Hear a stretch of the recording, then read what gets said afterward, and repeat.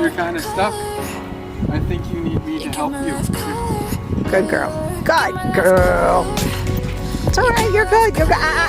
You're fine. See, I help you.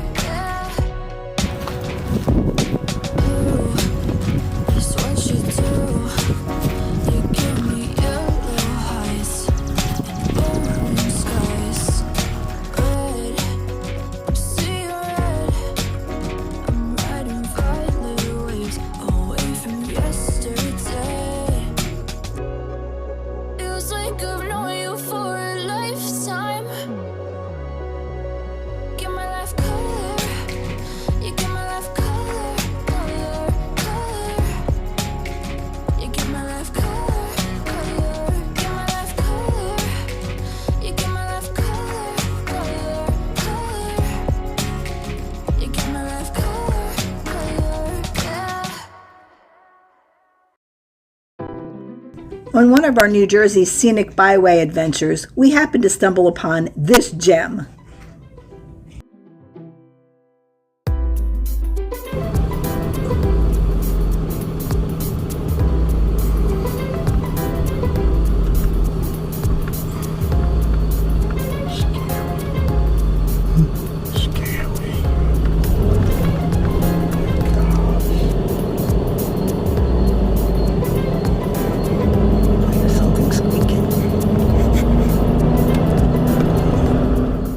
Welcome to the Sterling Hill Mining Museum, located in Ogdenburg, New Jersey. Cool, dude. Come on. Is this a hidden gem? This could be a hidden gem. Observatory, extra parking. Which way do I go? I guess we're going to park here. Okay. This little hidden gem. We can walk her around a little bit, then we'll put her back in the car. Okay, Mom. You gonna buy a bag of minerals? I don't know. We might do it just for fun. In the 1600s, copper and iron became sought after by early Dutch settlers in New Jersey. Initially, it was thought that zinc materials at the Sterling Hill contained iron and copper. Oh, wow. Where's Russell? Huh? In 1772, some rock was sent to Wales, where they discovered that neither iron or copper could be extracted from the minerals found at Sterling Hill.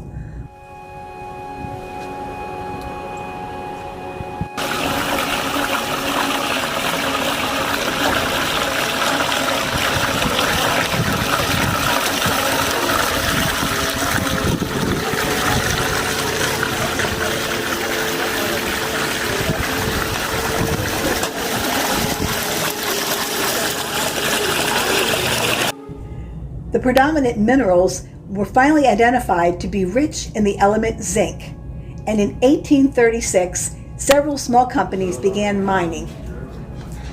And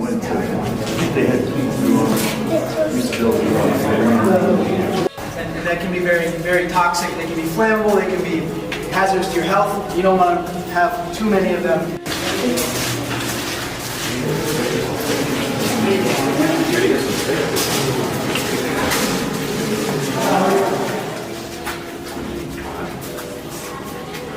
Bad Aggie smoking.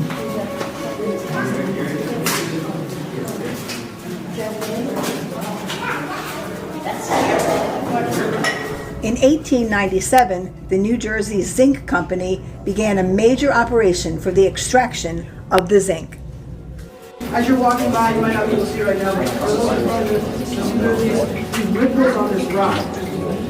There are these undulations, and you can determine from those undulations, they're called slick and slides. You can determine red is going to be a manganese-rich calcite, and then orange is going to be bauxite. I'm going to shut the lights off.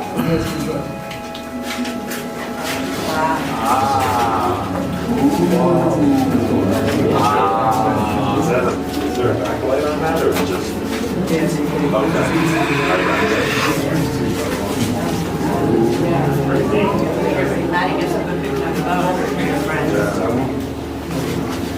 The mine operated until 1986, first as an open pit and then an underground mine, which reached a depth of 2,675 feet below the surface and had 35 miles of tunnels.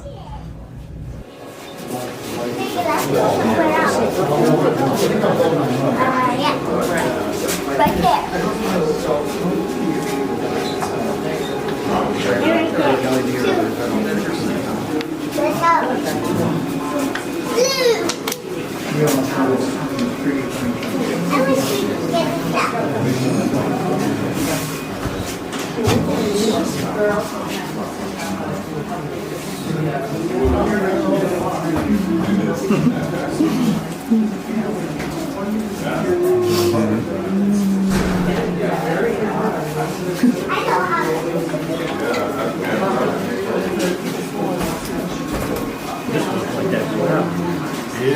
This is so cool. So it's leaded and uranium. What? Yeah. Ah, you see in the leaded glass. Look at these.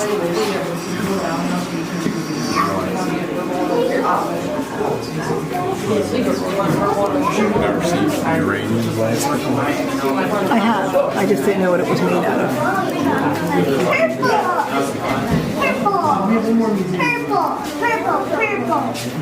Purple.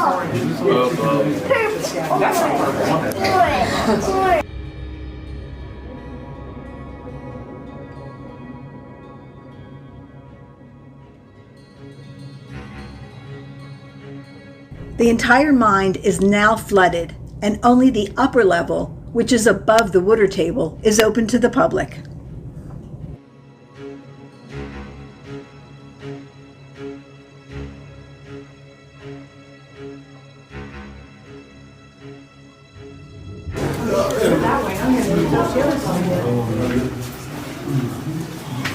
This is kind of like what Mrs. Sweeney got us, the egg.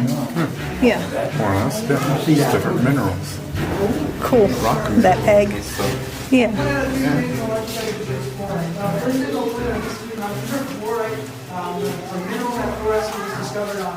Unfortunately, all fluoride fluoresces and all minerals and fluoresce different colors. A good example of that is going to be that case right there is all one mineral called sphalerite, but depending on the impurity that's in the mineral, different color will be emitted.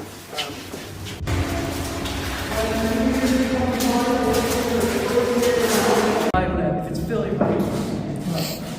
a simple way to move a lot of rock without breaking it back. Then you would have operated with just the battery power system right here. It would have filled up over here, and then it would have gone all the way out to where we're about to go next, where they would have dropped it and crushed it even further. You want to be really efficient with the material you're working with. You want it as small as possible by the time it gets up. You want to do all of that. It takes a lot of energy to crush the rocks, so you want to do that within the mine. And over here would have been a hoist, so that this hoist would have been all the way up over our heads, about 100 feet where that hoist operator was sitting. After the mine shut down in 1986, a bunch of miners purchased the land, and with the idea of making it into a museum, they had to buy another hoist because the New Jersey Zinc Company who formerly owned it. They sold their hoist, so they purchased this so they could go down, and all the equipment that you see here is from their efforts of taking as much rock and equipment back up from below as the water was rising. The water rose about 3 feet per day, so the 3 years between when the mine was shut down and they had purchased the mine, it rose about 1,000 feet. So that's how how fast the water rose and filled up where we're about to see. But before we go there, we're looking at this station over here.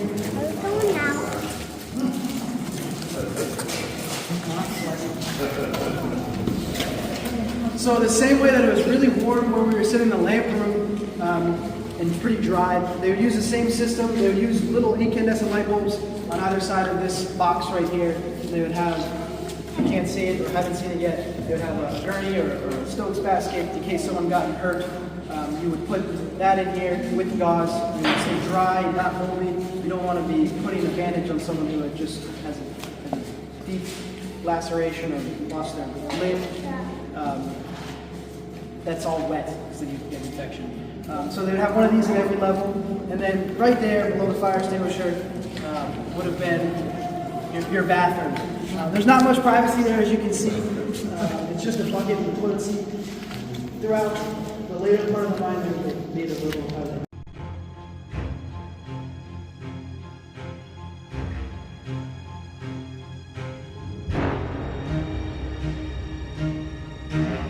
You're gonna take your time.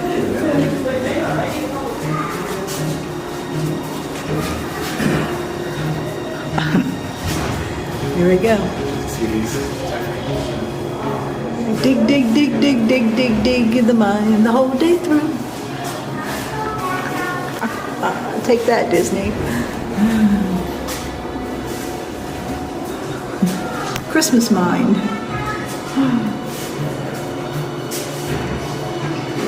In 1991, the museum was designated as a National Historic Site. It houses the largest collection of fluorescent minerals in the world, as you can well see.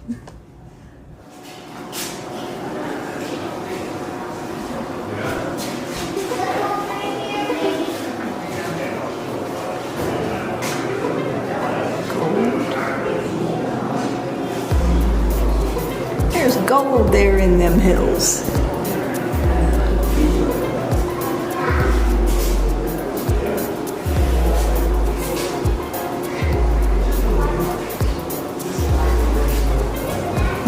So cool.